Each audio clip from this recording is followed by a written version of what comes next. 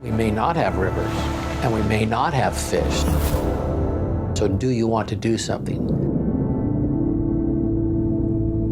What's up, everybody? This is Fred Richani. We have right here on the line a very special guest. He is an American filmmaker who is tackling the major water crisis in the state of California. We are talking to filmmaker Jacob Morrison of River's End, which will be available on demand on November 2nd. Jacob, thank you so much for taking the time to do this. How's everything going? Good. Thank you for having me. Yeah, doing great. How are you? Doing all right. But man, I had a chance to watch the documentary and it was just absolutely mind-blowing because while it does pertain to California, it can really apply to the rest of the United States and really North America when it comes to the water crisis. Now, a lot of times when we hear the word or the phrase water crisis, we think droughts, we think, okay, climate change. And obviously that plays a part in it. But what I didn't realize going into the documentary was the politics involved. So I got to ask you first, what was the inspiration behind tackling such a tough topic? Yeah, that's very well said.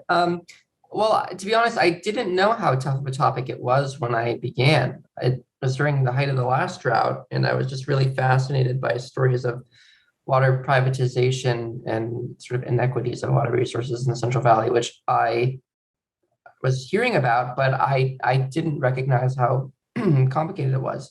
So it was really a journey of discovery, of interviewing, over 70 people and kind of figuring out the story as I went. And I didn't know it was a feature film when I started. I thought I might be making a short. So yeah, but you're right. I mean, the crisis is a crisis of water mismanagement as much as it is of climate change and drought. Yeah, it's a big topic. You have a lot to talk about.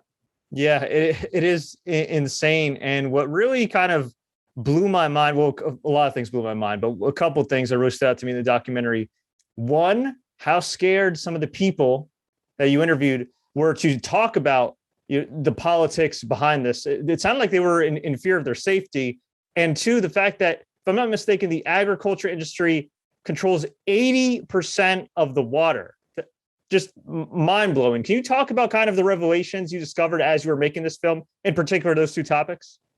Yeah, right. Because I think during the drought in California, people are concerned about, how they can make a difference in their water use. And I have to take a shorter shower. I should, brush my teeth for shorter, not with the water on. And I think what I was really shocked to learn was that of the water that humans use, 80% is used by agriculture, 20% is used by the cities. And, we have a lot of agricultural industries in California that are just massive and different than what we imagine. I think when people imagine farming in the United States and in California, we think of these family farms and people are literally out on the farm growing and this idyllic thing. And now farming in California has largely been taken over by large corporations and are now predominantly growing tree crops like almonds, pistachios, and walnuts, which collectively use more water than all of the cities in California combined. And, California grows 80% of the world's almonds. So we export almonds that we grow in a desert during a drought. And the effects of that are we have, ecosystems, just disappearing in California. We have rivers drying up. And it's a serious situation. But unfortunately, to this day, I think most people don't know where their water comes from and just have really no idea of this story. Politicalization of water is just shocking. And I think the sad thing that I learned watching the documentary was how it's very bipartisan, right? Like both parties are guilty of kind of neglecting the ongoing crisis with the Delta and everything. I mean, is there anybody on the horizon right now that you've seen in office or running for office that you think could finally help, I don't want to say curtail this issue because it's been going on for decades, but at least start to shift it in a positive direction? Well, I don't look at it that way. I mean, yes, I agree. It's a issue that is bipartisan, and there are Democrats who I think are really progressive on water. There are Democrats who really are not, and the same goes with Republicans. And I mean, to give someone a shout out, I think Congressman Jared Huffman in California, who I believe chairs the water subcommittee in the House, is doing good work. But I think at the end of the day, there's just not enough political will for there to be change. I think that's really how I look at it. And until more people sort of learn where their water comes from and just get sort of the bare minimum level of interest in the subject, there won't be anything done by our politicians because it's such a difficult issue to tackle. And because there's so much politically at risk, and because the agricultural industry donates so much to these political campaigns everywhere and both sides of the aisle, it's going to take us, I think, to make a difference. There's no one leader who can come out and do this on his own. For sure. And I think with this documentary as well, I mean, it's very eye-opening once it drops November 2nd. I think people are going to be shocked, and it'll hopefully inspire them to take some action. So as far as like a long-term goal, obviously you want this to be financially successful and everything else, but do you hope that this documentary kind of inspires people to speak up more about where their water comes from, particularly in California, and also really kind of break the whole media narrative? Because when I was going into this, I'm thinking, okay, like, we always hear about, and we've had droughts here in the New York area too. It's like, okay, don't brush your teeth with too much water. Don't shower too much. Like this documentary, I feel like really kind of breaks the narrative and makes you realize, like, wait a minute, like we're not the ones that are really part of the problem here. Yeah. And I mean, I also realized I'm talking a lot about California, and you're right, these issues affect everyone everywhere. And, everyone relies on water. Everyone has water issues. Climate change is going to make these issues really more severe. Dry places are going to get drier, and wet places are going to get wetter. So flash floods and things are also different kind of problem that we'll see more of. But I anticipate, water conflicts and water wars, as they say, to be a huge national and global security concern in the future. And I know that the UN has been saying the same. So I hope that it changes the way people look at these issues. The main thing you have to do, again, is just like find out where your water comes from. And we have a tool on our website. If you go to riversendfilm.com and click on the resources tab, you can sort of click on the map where you live, and it'll tell you about your water sources. And I really think that is the first step, because if you don't know where it comes from, then you don't really know what your impact is, and or what else is using that water. And because again, water, it's a global problem, but it's a local issue in the sense that everyone's got a different watershed, and every watershed is a slightly different story. It's usually the same kinds of themes and issues that I talk about in the film. A lot of times, this 80-20 split of ag and urban water use is mirrored across the world, actually. So there's a lot that's the same, but first you have to, I think, learn where your water comes from. So I hope people do that, and I hope that's the change that the film makes. I just see that as the first step. When did you realize that this was going to be a full-length documentary? Soon, really. I mean, I think maybe the first 5 to 10 interviews, I thought it could be a short, and then after a certain point, it just wasn't. I actually do remember speaking to a guy named John Herrick, who really introduced me to the Delta, how that was sort of the hub of California's water wars, how there was 6 fish species headed towards extinction there. They're going to build these 2 giant tunnels to divert water under the Delta to agricultural corporations and cities. And it just, it really, I think at that moment, I really understood the scope. And you were like, wow, yeah, this definitely can't be a short film. This is impossible. Yeah. I mean, and I really had to squeeze so much in to make it a feature. I mean, it could be a 10-hour miniseries. Not that I think anyone wants to learn that much about it, but it's endless, the amount of information and flat facts and conflicting facts that there are. So it's amazing.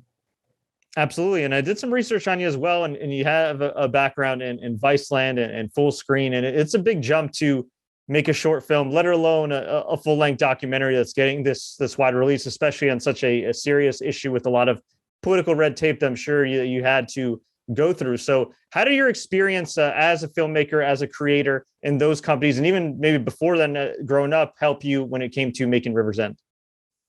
Yeah, so I actually started making this film when I was still at USC Film School in 2015.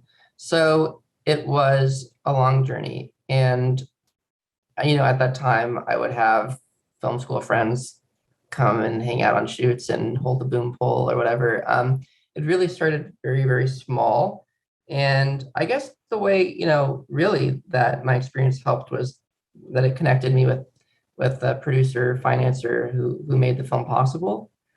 That's someone I met on a show that I started as a director's assistant on, but then was promoted to script supervisor and then promoted to associate producer and also second unit director. And so like through rising through the ranks on this season of this show, I was, I guess, able to prove to someone that I could make something.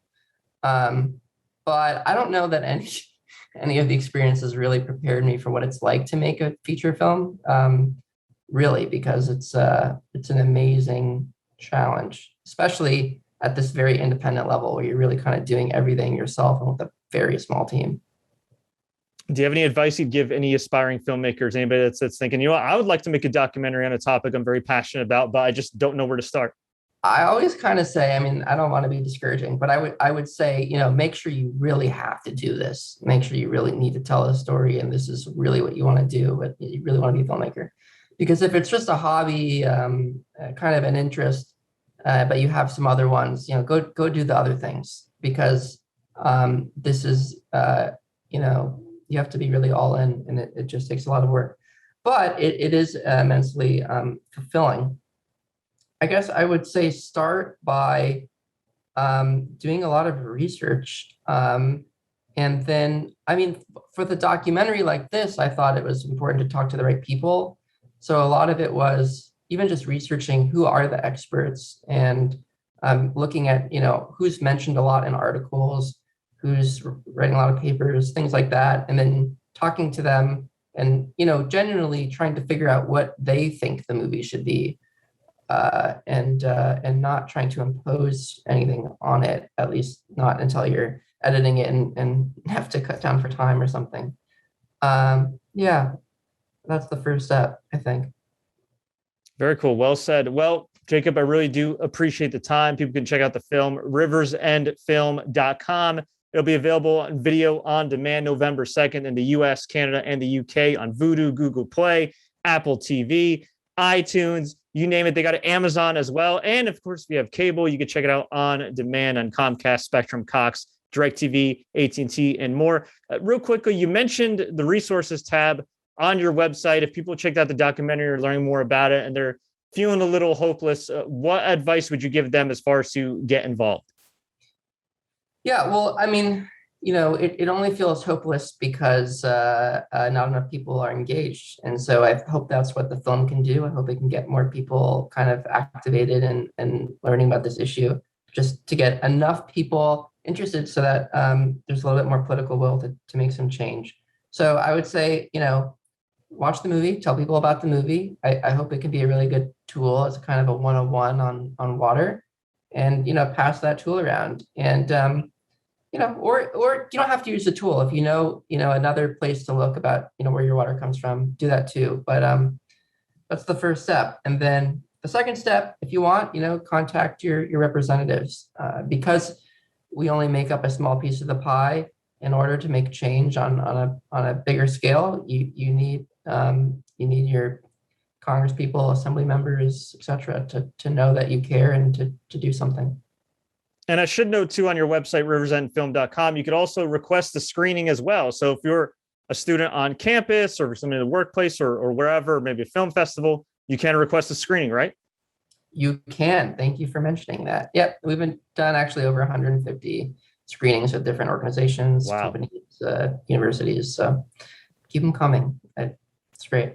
Awesome stuff. Rivers End, check it out on demand November 2nd, riversendfilm.com. Jacob, thank you so much for your time.